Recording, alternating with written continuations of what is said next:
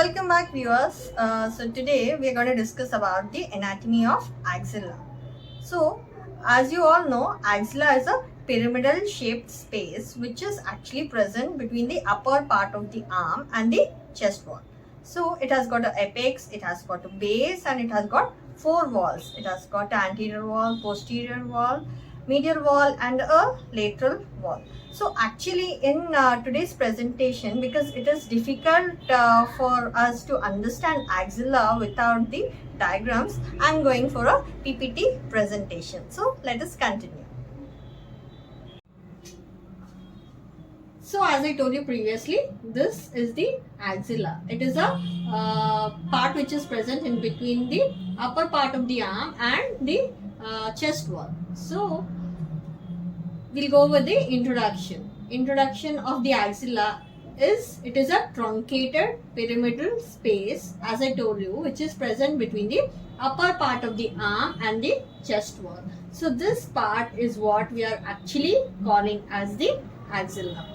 Now axilla, it has got four walls, it has got an apex and it has got a base. The apex is directed upwards, so this is the apex, okay, and the base is directed downwards, so this will form the base. And it has got four walls: an anterior wall, the one behind is the posterior wall, the one which is attached to the ribs, chest wall, is the medial wall, and the one which is in connection with the humerus is the lateral wall. So these are the presenting parts of the axilla. So this is what we are actually referring to as the axilla, the truncated pyramidal space. And this is the anterior wall, as I told you. Behind you've got the posterior wall, this is the lateral wall, and this is the medial wall. And this is the apex of the axilla, which is directed upwards, and this is the base of the axilla, base of the axilla. Now let's see what structures actually form all these structures. So this is the apex. Apex, as I told you, it is truncated. This is truncated, and it is directed upwards and it is directed medially. It is directed upwards and it is directed medially. This apex of the axilla, it will communicate with the neck. It will communicate with the neck. And the apex of the axilla is given a specific name as cervico-axillary canal. Cervico-axillary canal. And it is bounded anteriorly by the clavicle, posteriorly by the superior border of scapula, and medially by the outer border of first rib. So we will see this is what we are calling as the cervico-axillary canal, which will form the apex of the axilla. It is bounded anteriorly by the clavicle, posteriorly by the superior border of scapula, and medially it is bounded by the outer border of first rib. So this part is what we are referring to as the cervico-axillary canal, which will form the apex of the axilla. So the axilla communicates with the structures of the neck. So all the nerves and vessels, they enter into the axilla through this cervico-axillary canal or the apex of the axilla. So what are the structures which pass through the apex? These are the structures which pass through the apex. That is, axillary vessels means axillary artery and axillary vein, and cords of brachial plexus, long thoracic nerve of Bell, and the lymph node efferents. Okay, so these are the structures which will pass through the apex of the axilla. Now we will see what structures will form the base of the axilla. So as I told you, base is directed below.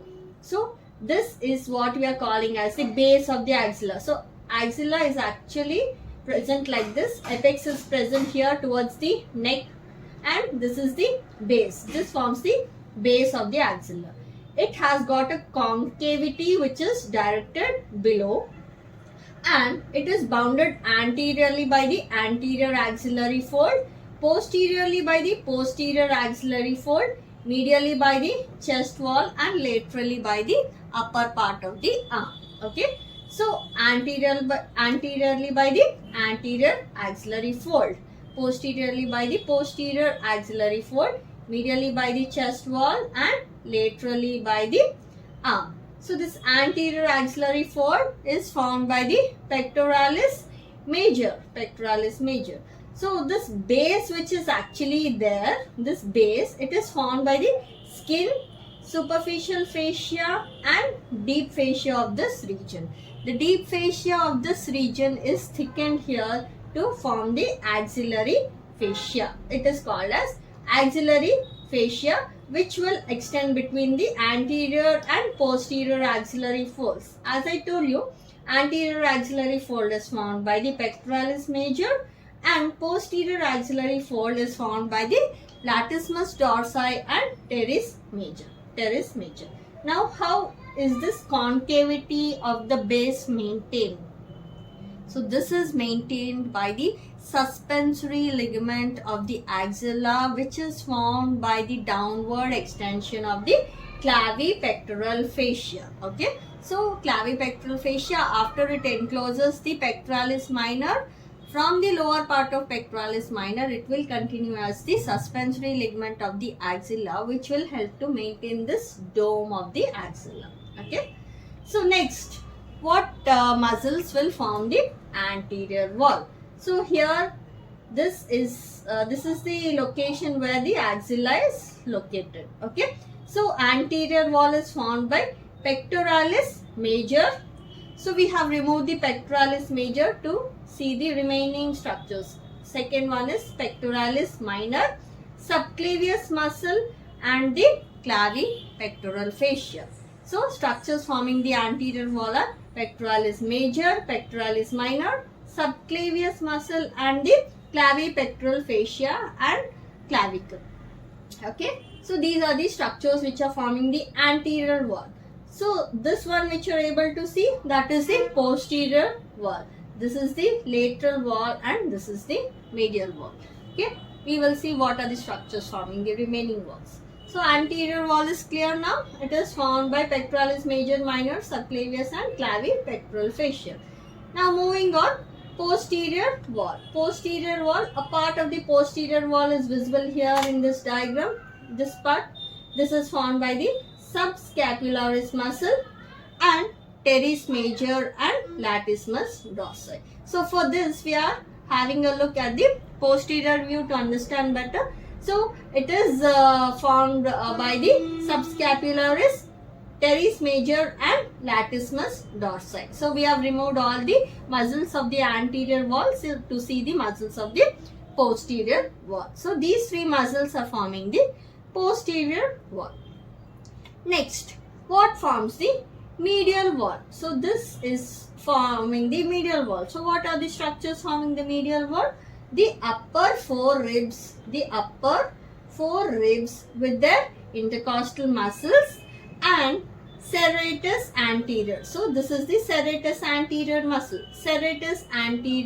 muscle and the long thoracic nerve of Bell, which supplies the serratus anterior and the intercostobrachial nerve. So all these structures will form the medial wall. So to be more specific, medial wall is formed by the upper four ribs with their intervening intercostal muscles and the serratus anterior muscle. Okay. Next, moving on, what forms the lateral wall? So this is the lateral wall. The lateral wall of the axilla, it is formed by the upper end of humerus with the bicipital groove. So bicipital groove of humerus will form the lateral wall of the axilla. So the muscles which get inserted into this bicipital groove, that is the lady between two majors. Okay, teres major, latissimus dorsi and pectoralis major at their insertion, and it is also formed by the long head of biceps, short head of biceps and coracobrachialis muscle. So this is coracobrachialis and short head of biceps, and this is the long head of biceps. So this is the common origin from the coracobrachialis and short head of biceps. So these are the structures which form the lateral wall. I repeat, lateral wall is formed by the bicipital groove of the humerus and the insertions of teres major, latissimus dorsi and pectoralis major into this bicipital groove, and the long head of biceps, short head of biceps and coracobrachialis. So these are the structures which will form the lateral wall of the axilla. Okay, so now we have understood that axilla, it is a truncated cone or a pyramidal shaped space which is present between the upper part of the arm and chest wall, and it has got an apex which is directed upwards and medially towards the neck, and you have got a base which is directed downwards, and it has got 4 walls: anterior wall, posterior wall, medial wall and lateral wall. So this as a whole is the axilla. So this is the anterior wall, this is the posterior wall, this is the medial wall, and this is the lateral wall. So this space which is there is what we are referring to as the axilla. Okay, so what are the contents of axilla? So axilla has got important contents which are entering into the upper limb. So what are those? Axillary artery and its branches, axillary vein and its tributaries, the cords and branches of the brachial plexus, long thoracic nerve of Bell, intercostobrachial nerve, axillary fat and loose areolar tissue, and axillary lymph nodes, and in case of females, axillary tail of Spence. So these are all the contents of the axilla. So how do you actually remember the contents? You can remember the contents of the axilla with a mnemonic as axilla. The mnemonic is axilla. Ax is for axillary artery, axillary vein, okay, and I will stand for intercostobrachial nerve, and L will stand for long thoracic nerve of Bell. Another L will stand for the lymph nodes, axillary lymph nodes, and A stands for adipose tissue, and one more thing which you have to add here is B, that is cords of brachial plexus. Okay, so axillary, the contents of the axilla are easily remembered with the mnemonic axilla itself. Okay, so axillary vein, so this is the axillary vein and this is the axillary artery, and here you can see all these are the axillary lymph nodes, So the axillary artery and vein, they enter into the axilla, and then through that they enter into the upper part of the arm. So here you can see all the axillary lymph nodes. So these are all the axillary lymph nodes. These axillary lymph nodes, they are 20 to 30 in number, which are embedded within the fibrofatty tissue of axilla, and these will drain the lateral part of the mammary gland and the chest wall above the level of umbilicus, and whole of the upper limb except the lateral part of the arm,